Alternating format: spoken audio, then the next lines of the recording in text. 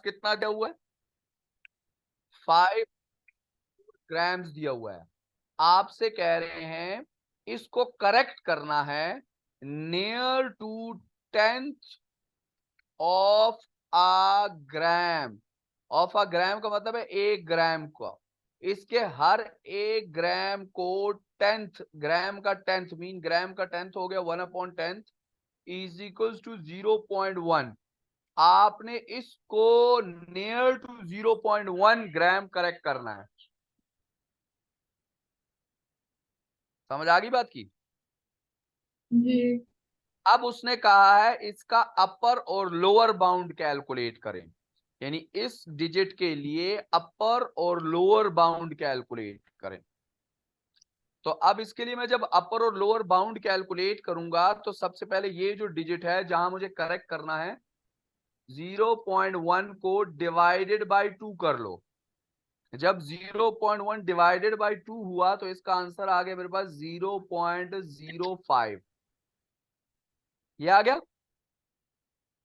अब अपर जी bound calculate करने के लिए इसको इसके साथ ऐड अप कर लो।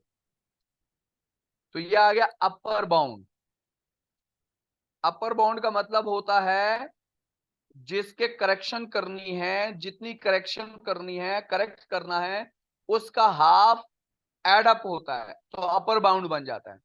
और लोअर बाउंड का मतलब होता है जिसको करेक्शन करनी है उसका हाफ माइनस हो जाता है। तो इसमें अगर मैं इसको ऐड अप करता हूं ये मीन 5.4 प्लस 0.05 तो ये बन जाएगा 5.45। ये मेरा बन गया इसका अपर बाउंड। अब इसी का अगर लोअर बाउंड की बात की जाए, लोअर बाउंड की बात की जाए तो लोअर बाउंड में इसमें से इसको माइनस किया जाता है। तो लोअर बाउंड आएगा 5.4 माइनस 0.05। अब जब मैं माइनस करूंगा तो ये आ जाएगा 5.35। कैसे? 5.4 माइनस 0.05। यहां 0 है तो यहां से यहां अगर आ जाए तो ये 10 हो जाएगा। 10 से 5 आ गया नीचे।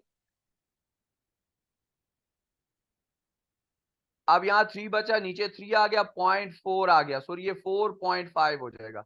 नहीं 5, ये 5 ही रहेगा, सॉरी ये 5 का 5 आएगा नीचे, 5 1 5 तो 5.35। क्लियर होगी बात? जी जी अच्छा, अब इसी का जो सेकंड इसी के साथ जो दिया गया है वो दिया गया है कि भाई 85 grams mass of a box दिया गया है।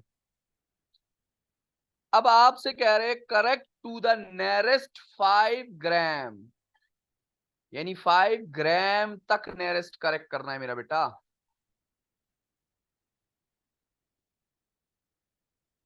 अब 5 ग्राम तक करेक्ट करना है तो सबसे पहले तो इसका अपर और लोअर बाउंड अगर कैलकुलेट करना है तो मुझे कुछ भी नहीं करना, मुझे 5 डिवाइडेड बाय 2 कर लो पहले। तो ये आ जाएगा 2.5। ये आ गया।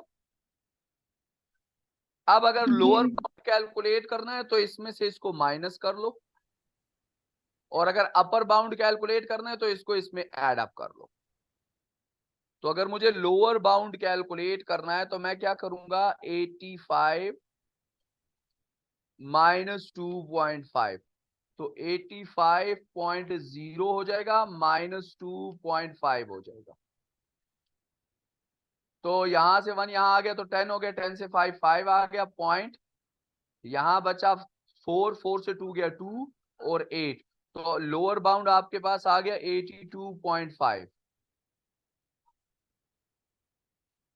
अपर बाउंड एड अप हो जाएगा तो 85.0 2.5 प्लस तो 578 तो अपर बाउंड आ गया 87.5। ठीक हो गया? जी कोई प्रॉब्लम इसमें? नो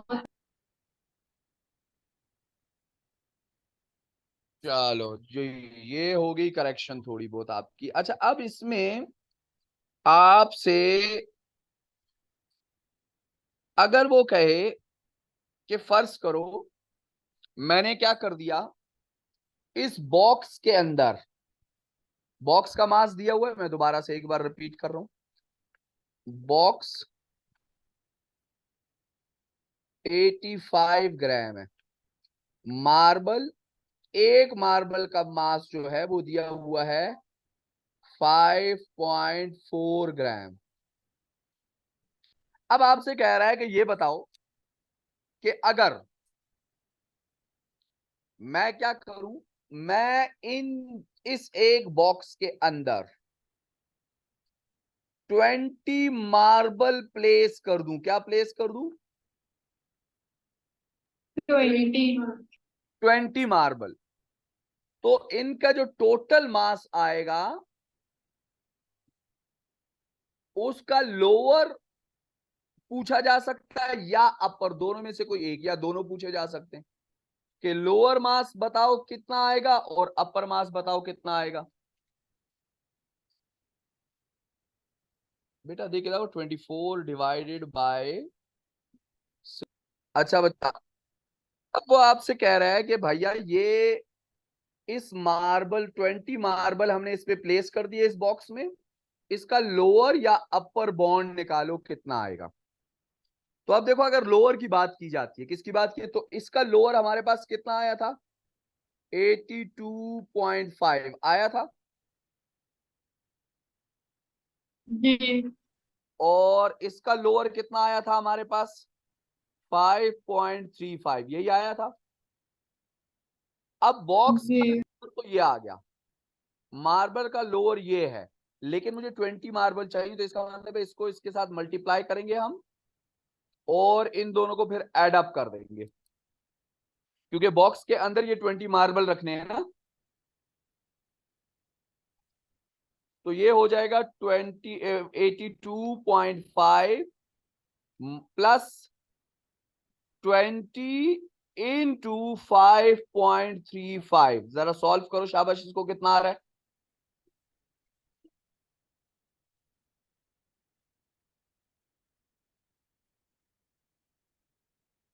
कैलकुलेट करो शाबाश, इसको क्या आ रहा है। अब ये आ गया 189.5, डन हो गया।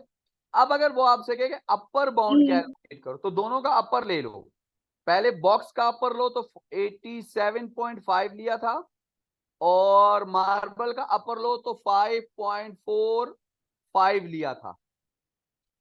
अब इन दोनों के सेम उसी तरह ये 20 बॉक्सेस हैं, तो 20 इंटू 5.45 हो जाएगा, और प्लस 87.5 हो जाएगा, तो ये इसका अपर बॉन्ड, टोटल का अपर आ जाएगा, टोटल का अपर। अच्छा अब बच्चे क्या करते हैं, बच्चे गलती कर जाते हैं, पहले वो ये कर लेते हैं कि इसका टोटल मास कैलकुलेट कर लेते हैं, यानी पहले बॉक्स का कितना था, बॉक्स का था 85, फिर इसको साथ प्लस किया, 85 के साथ 20 मार्बल का मास प्लस कर दिया, तो 20 मल्टीप्लाई बाय 5.4 कर लिया, जरा मल्टीप्लाई करो और 85 के साथ एड अप करो कितना आ रहा है,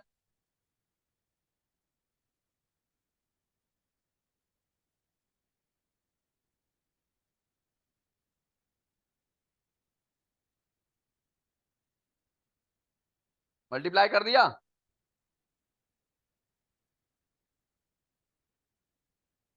जी बच्चा, 194। 194। अब जो 194 है, इसमें और इसमें बड़ा फर्क है बेटा, यानी हमने क्या किया, इसका अगर मैं अपर लूंगा तो कैसे लूंगा, लोअर लूंगा तो कैसे लूंगा, नहीं हो सकता मेरे पास, दोनों का मेरे पास नहीं हो सकता। तो बच्चे यही गलती कर जाते हैं कि वो पहले इस तरह कैलकुलेट करने के बाद अपर, नहीं, आपको जब भी टोटल मास का अपर या लोअर कैलकुलेट करने का आएगा, तो उसमें जो इंक्लूडेड मास होगा वो पहले से ही आपने क्या करना है, वो पहले से ही आपने भैया उसका लोअर यहाँ पर कैलकुलेट करने के बाद उसको एड अप करना है। क्लियर होगी बात? जी सर। यहां तक क्लियर है? जी।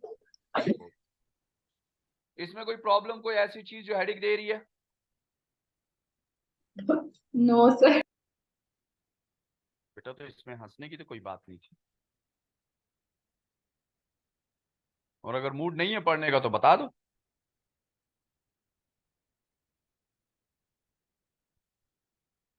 अच्छा, एक और क्वेश्चन है।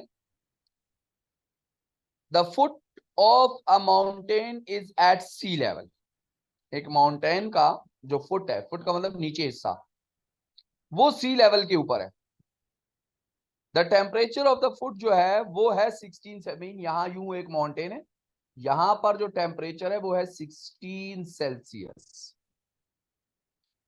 The temperature at the height of 3,000, फर्ज करो, मैं ये नहीं कह रहा कि यहां है, यहां पर हाइट 3,000 मीटर आ गई,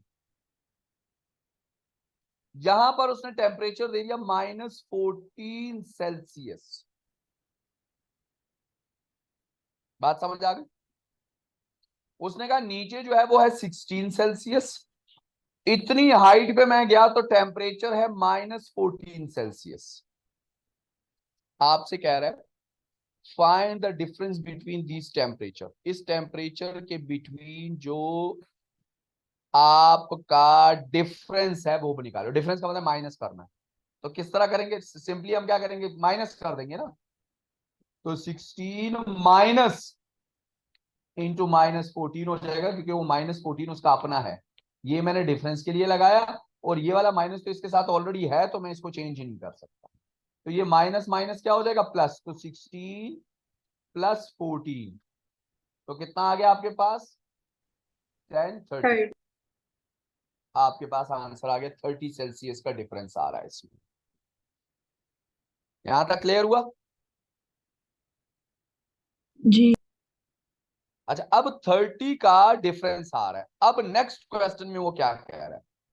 नेक्स्ट क्वेश्चन में ये कह रहा है कि give that the temperature fall at the constant rate. यानी वो अगर ऊपर से नीचे आएगा तो टेम्परेचर जो होगा, या ऊपर नीचे से ऊपर जो जाएगा, वो टेम्परेचर जो होगा वो कॉन्स्टेंटली इंक्रीज या डिक्रीज होगा। यानी अगर वो 16 से -14 पे जा रहा है तो डिक्रीज हो रहा है टेम्परेचर, तो कॉन्स्टेंटली फॉल डाउन हो रहा है। और अगर ऊपर से नीचे आएगा तो -14 से 16 तक आते आते वो कॉन्स्टेंटली इंक्रीज होता जाएगा। तो आपसे कह रहे हैं the temperature at the height of 1800 metre निकालो। 1800 मीटर पे टेम्परेचर निकालो कि कितना आएगा। समझ आ गई बात की? अब इसके दो तरीके हैं। आपके पास 3000 पे टेम्परेचर दिया हुआ है, 1800 पे आपने निकालना है, और 0 पर भी टेम्परेचर दिया हुआ है। अब 0 से वो 3000 तक जब गया तो कितना टेम्परेचर चेंज हुआ?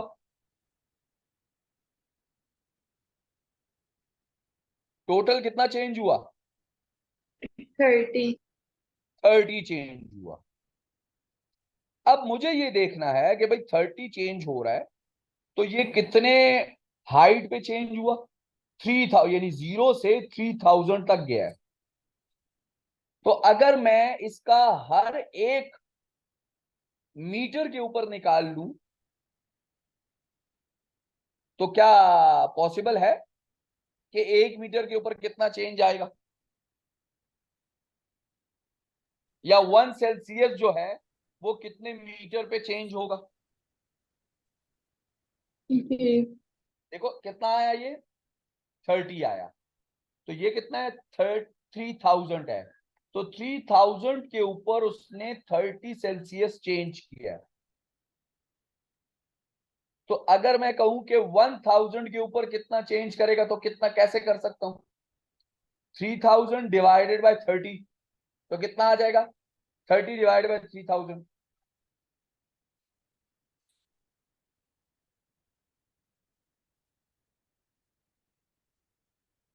0.01. 0.01 क्यों जी? दोबारा सुनो मैं क्या कह रहा हूं। वो कह रहा है जनाब, जब हाइट 0 मीटर थी तो 16 सेल्सियस था। जब हाइट 3000 मीटर हो गई तो -14 सेल्सियस हो गया। इसका मतलब है जब वो 0 से 3000 मीटर गया तो 3000 मीटर के ऊपर उसका जो टेम्परेचर है वो 30 डिग्रीज फॉल हुआ है। 30 डिग्रीज क्या हुआ है? फॉल हुआ है। तो अगर वो इसी से 0 से सिर्फ 1000 मीटर ऊपर जाए तो कितना फॉल होगा? तो सबसे पहले मुझे निकालना क्या है? मुझे निकालना है 1 सेल्सियस, यानी 1 सेल्सियस। ये जो है आपके पास 30 सेल्सियस जो है वो है 3000 मीटर के ऊपर चेंजिंग। तो अगर मुझे 1 सेल्सियस निकालना है तो 330 डिवाइडेड बाय 3000 हो जाएगा। 0 0 से कट गया, 3 1 जा 3, 3 1 जा 3 5 0। तो ये आ गया आपके पास 1/150। ठीक हो गया? यहां तक क्लियर है? जी सर. अच्छा, अब जब ये आ गया तो इसको अब क्या करना है आपने? अब आपने उसको ले जाना है 1800 मीटर पे। तो जब 1800 मीटर पे जाना है तो 1800 मीटर पे कितना टेम्परेचर चेंज होगा? यानी 1 सेल्सियस के ऊपर, यानी 150 के ऊपर 1 सेल्सियस चेंज हो रहा है। यानी 1 सेल्सियस जो है वो 150 के ऊपर हो रहा है, 150 मीटर के ऊपर। तो अब आप यूं भी कर सकते हो कि 1 सेल्सियस रेशो बना दो 150 मीटर। तो अगर दूसरा मेरे पास है 1800 मीटर है तो ये एक्स हो गया, तो क्रॉस मल्टीप्लाई कर दो।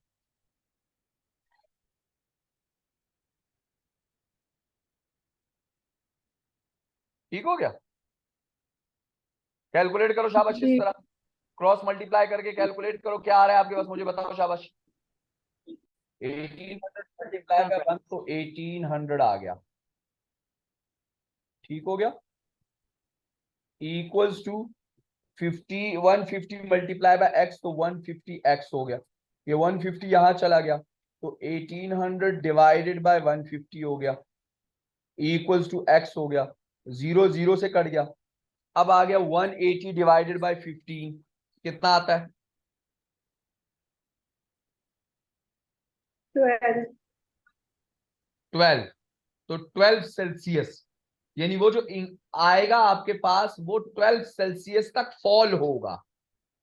कितने सेल्सियस तक?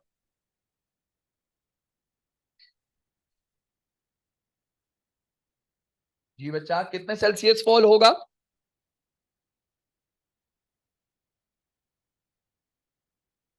मेरे बच्चा आवाज आ रही है आपको? जी सर, वापस क्वेश्चन पूछिएगा. मैंने आपसे कहा 12 सेल्सियस फॉल होना है, उसने कितने सेल्सियस फॉल होना है? 12. तो 0 के ऊपर तो वो 16 सेल्सियस है। अब इसको फॉल करो 12, यानी इसमें से निकालो 12 को, तो 16 - 12 कितना हो जाएगा आपके पास? 4. 4 सेल्सियस। तो 1800 के ऊपर जो टेम्परेचर होगा वो 4 सेल्सियस होगा आपका।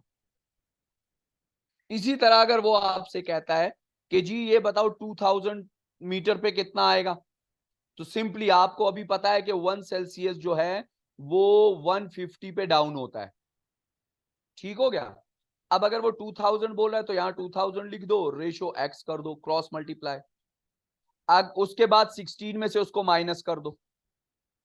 अगर वो आपसे यहां पर जी कह रहा है कि भाई जी 5000 पे बताओ टेम्परेचर कितना आएगा, तो 1 सेल्सियस 150 पे हो रहा है, फॉल हो रहा है। तो 5000 पे कितना फॉल होगा, तो यहां पर एक्स कर दो। तो जो भी यहां से आ गया, इससे क्रॉस मल्टीप्लाई से आंसर आ गया, उसको 16 में से माइनस करना है। माइनस यहां जो भी आंसर आएगा वो यहां लिख देना। बात समझ आ गई जी. कि नहीं समझ आई अभी? आ गई. चलो ये अच्छी बात है कि आपको बात समझ आ गई। अच्छा, अब इसमें एक छोटा सा और क्वेश्चन है। कह रहे हैं कि भाई एक वैल्यू दे दी है, x is equals to a plus under root a square plus b square. आपसे कह रहे हैं a की वैल्यू जो है वो है 0.73, b की वैल्यू जो है वो है 1.8454। अच्छा, ये P2 का क्वेश्चन है, ये P2 का क्वेश्चन है, और इसमें आपसे कह रहे हैं find the value of x की वैल्यू निकालनी है, लेकिन जो आंसर आएगा वो 2 डेसिमल प्लेस आएगा। आंसर जो आएगा वो क्या आएगा, 2 डेसिमल प्लेस। तो इसमें कैलकुलेटर अलाउ है, तो आपने करना है x is equals to a की वैल्यू क्या है ये, तो इसको लिखनी है 0.73 प्लस स्क्वेयर रूट अंदर आ जाएगा 0.73 स्क्वेयर प्लस 1.84 स्क्वेयर। सॉल्व करो शाबाश इसको। पहले इन दोनों का स्क्वायर लो, फिर प्लस करो, फिर स्क्वायर रूट से बाहर निकाल के इसके साथ ऐड अप करो। पहले इसका स्क्वायर लो, फिर इसका स्क्वायर लो, फिर इन दोनों को ऐड अप करो, फिर स्क्वायर रूट लो, फिर निकाल के इसके साथ ऐड अप करो। शाबाश, जल्दी से करो। 0.5 0.73 का स्क्वायर क्या आया 0.53 जी? बेटा पूरा बताओ। मेरे पास आया 0.5329, फिर प्लस करो। अब 1.84 का स्क्वायर लो, क्या आता है?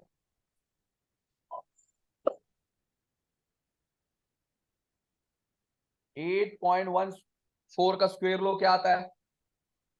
3.3856 3.3856 ये आ गया।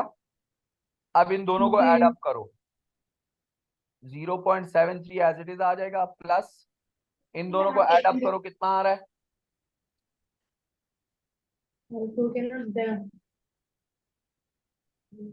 मेरे पास आ रहा है 3.9185।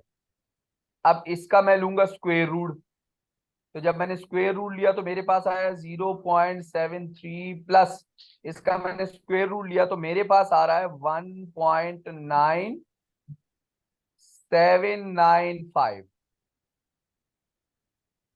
अब इन दोनों को जरा ऐड अप करो, कितना आ रहा है आपके पास? 0.73 प्लस 1.9795 ऐड अप करो, कितना आ रहा है?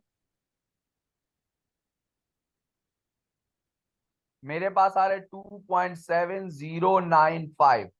अब उसने मुझसे पूछा है 2 डेसिमल प्लेस, तो 2 डेसिमल प्लेस का मतलब मुझे यहां तक आना है, तो ये तो 0 है, तो ये 9 है।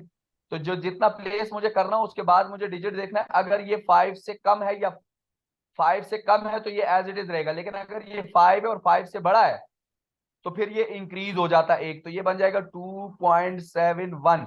अगर आप इसका आंसर लिख देते हो 2.7 तो भी रॉन्ग है, अगर आप आंसर लिख दोगे 2.70 तो भी रॉन्ग है। क्लियर होगी बात? जी। तो 2 डेसिमल प्लेस हो गया और 3 सिग्निफिकेंट फिगर हो गया। अगर वो आपसे बोलता है कि 2 सिग्निफिकेंट फिगर आंसर दो तो 2.7 आंसर होता आपका। क्लियर है? जी। चलो आज के लिए इतना काफी है। सही हो, इंशाल्लाह अभी मीट इन नेक्स्ट क्लास, और उसके बाद इंशाल्लाह इसके कुछ और क्वेश्चन डिस्कस करेंगे। फिर इंशाल्लाह इसमें कुछ और चीजें आ रही हैं उसको डिस्कस करेंगे। आज आप इसमें जरा थोड़ी सी प्रैक्टिस करना और फिर मुझे बताना कि कहीं पे प्रॉब्लम आई है तो डिस्कस करेंगे, ठीक है?